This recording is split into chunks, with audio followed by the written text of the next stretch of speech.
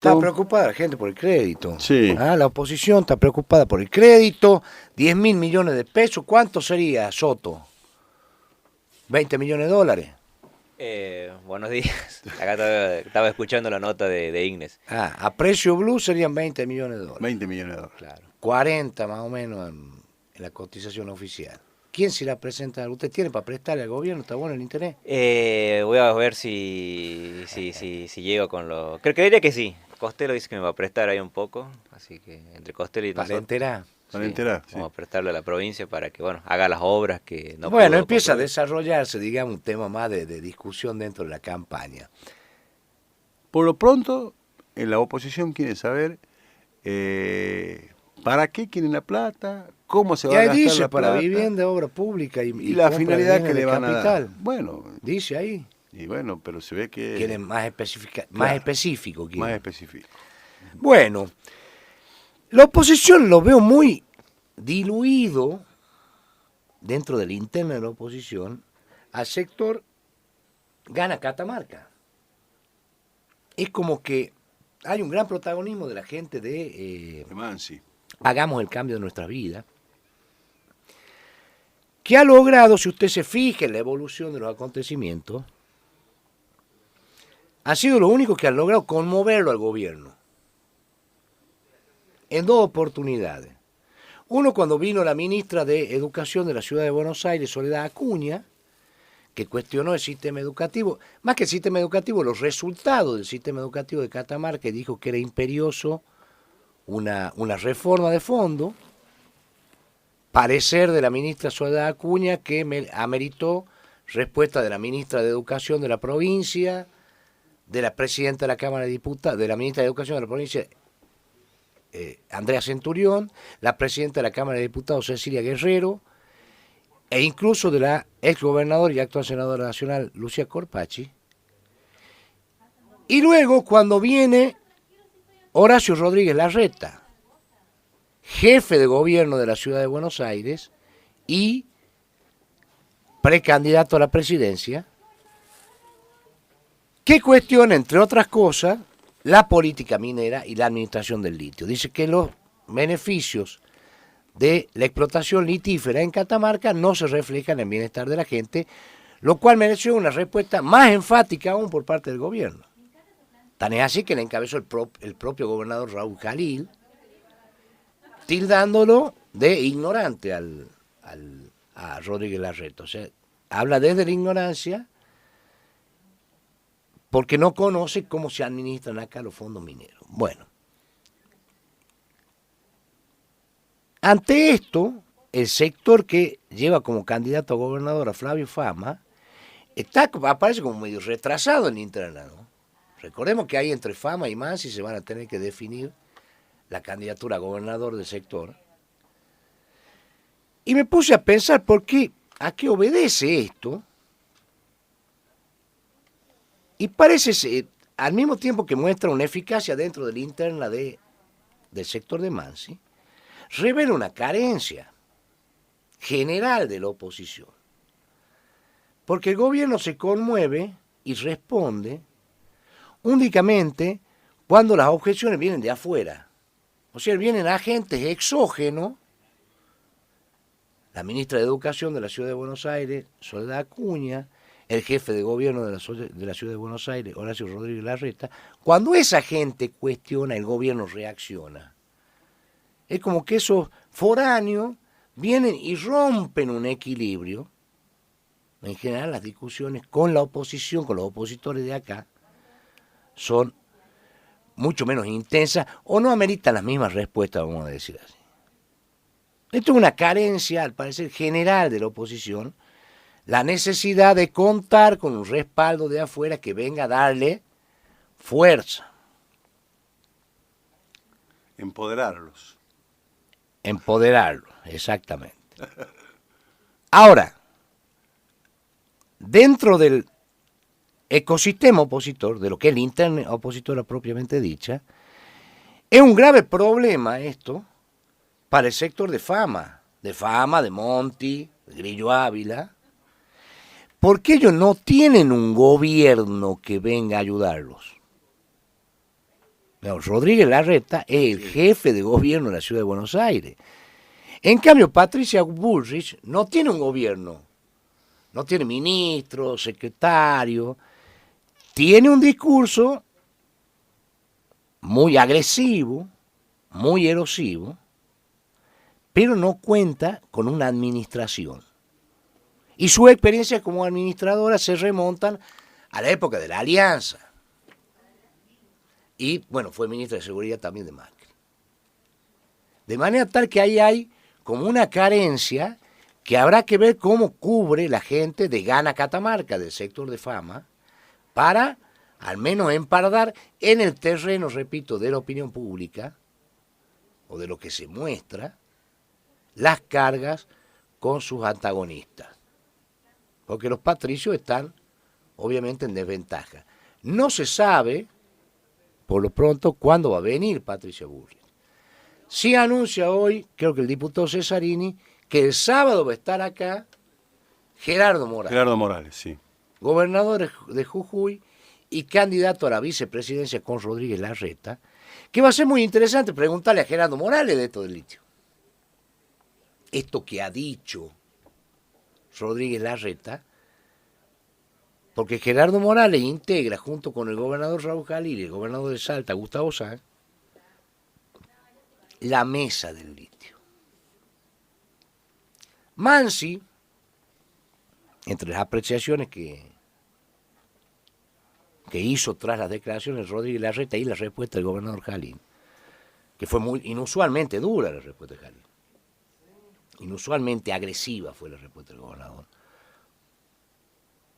señala que Jalil debería preguntarle a sus referentes a nivel nacional que tiene la pretensión de nacionalizar el litio.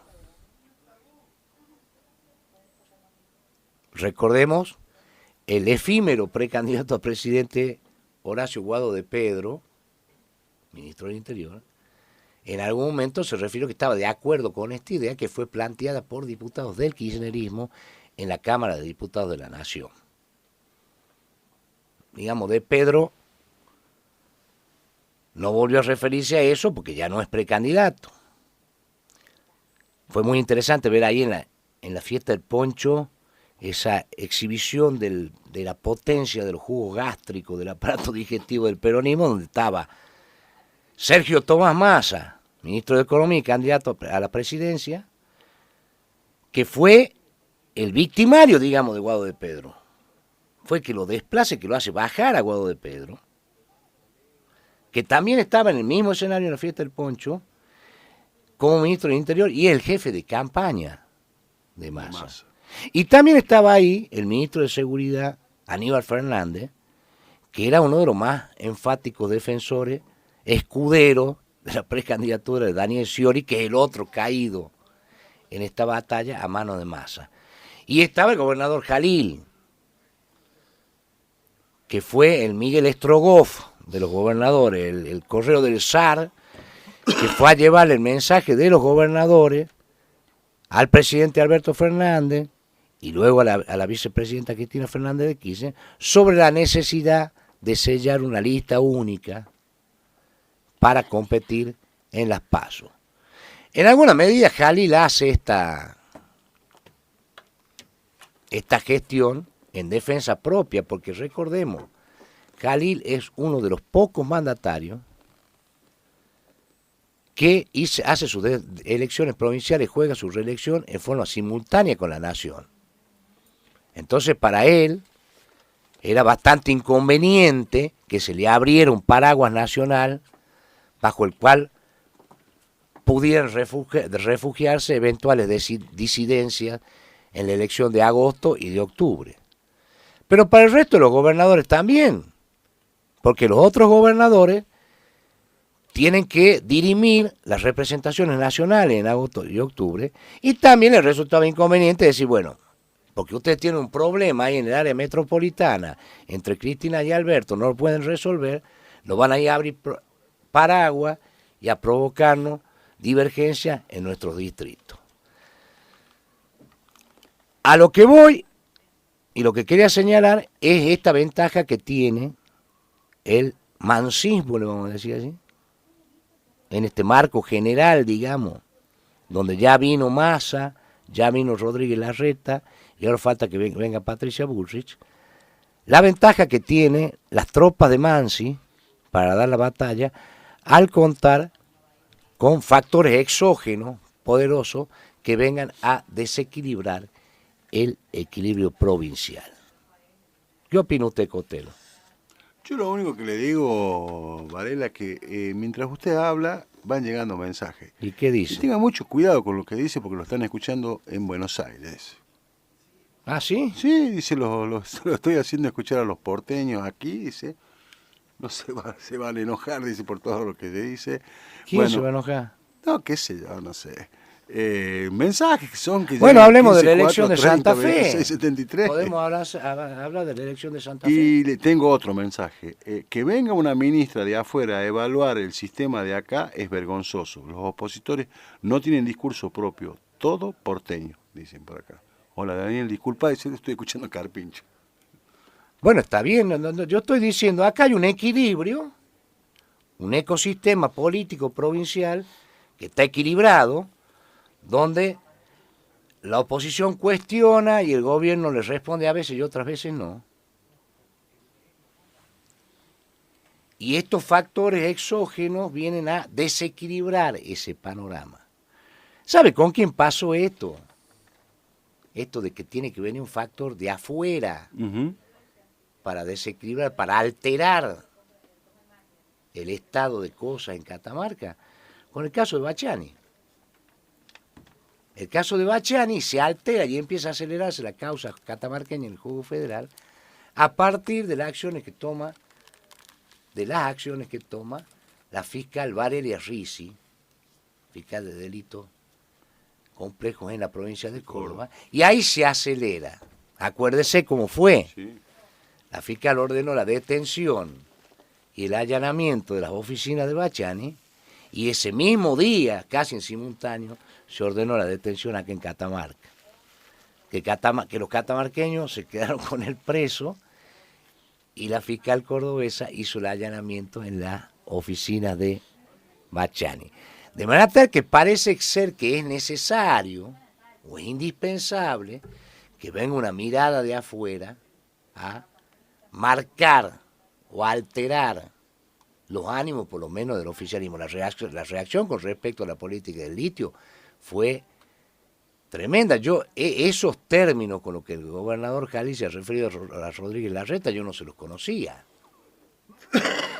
Esa agresividad del discurso, yo no lo he escuchado nunca al gobernador referirse en esos términos.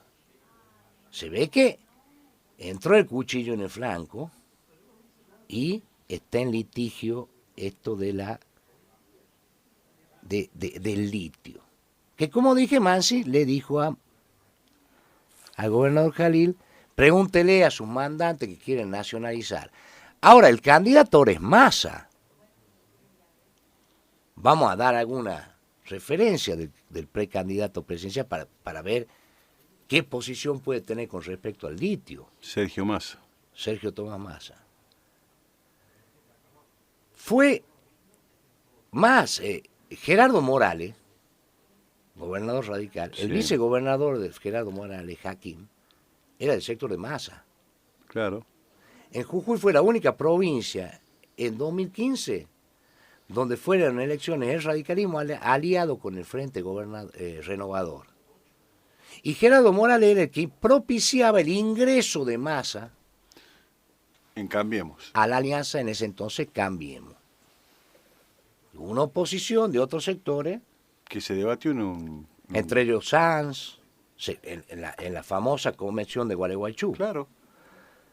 Entonces, tiene una estrecha relación Massa con Gerardo Morales. Más allá de que ahora Gerardo Morales sea candidato a vicepresidente de Larreta. El gobernador de Salta, Gustavo Sanz, fue el candidato a vicepresidente de Massa en 2015.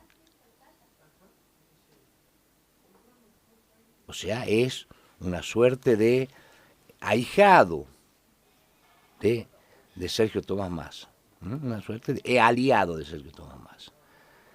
Y bueno, y no hablemos de Jalil.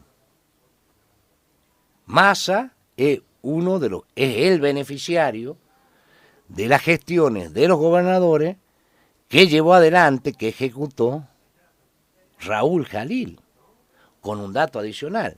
Sostiene en el Gabinete Nacional, como secretaria de Minería, a la catamarqueña Fernanda Ávila. Cuando en el momento que asumía Massa, el Ministerio de Gobierno, empezaron a circular acá muchísimas versiones que se remontaban a ese encuentro que habría tenido Massa con Jalil en el pasado, en 2015, que hablaban de que, bueno, que ahí se cortaba el chorro y que Fernanda Ávila iba a salir del gabinete del Ministerio de Economía como secretaria de Minería. Se hablaba incluso de que iba a entrar gente de Sáenz.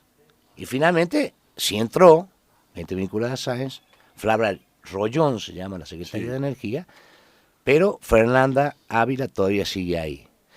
De manera tal que, digamos, con estos elementos, y más o menos que se responde sola la pregunta, ¿qué posición puede tener Massa con respecto al litio y la nacionalización? Salvo que el kirchnerismo sostenga en la etapa que viene un poder de fuego tal, capaz de forzar una ley de esas características que tiene muchísimas dificultades de orden constitucional para establecerse. De manera tal que la plácida campaña que venía, hasta tranquila. Venía tranquila, venía normal, venía, digamos, con los tiroteos y escaramuzas habituales, se altera abruptamente con la llegada de estos personajes nacionales que vienen a respaldar la candidatura de Mansi. No sabemos todavía quién va a venir a respaldar la candidatura de Flavio Fama. Y esto es muy importante. Bullrich, supuestamente, ¿no? Y tendría que venir Patricia Bullrich. Y esto es muy importante tenerlo en cuenta porque el domingo, Daniel, hubo elecciones en Santa Fe. En Santa Fe. Con un resultado, yo no diría tan sorpresivo, se preveía que Juntos para el Cambio iba a ganar ahí, no, por la distancia que ganó, 35 puntos le sacó el sello Juntos por el Cambio al peronismo,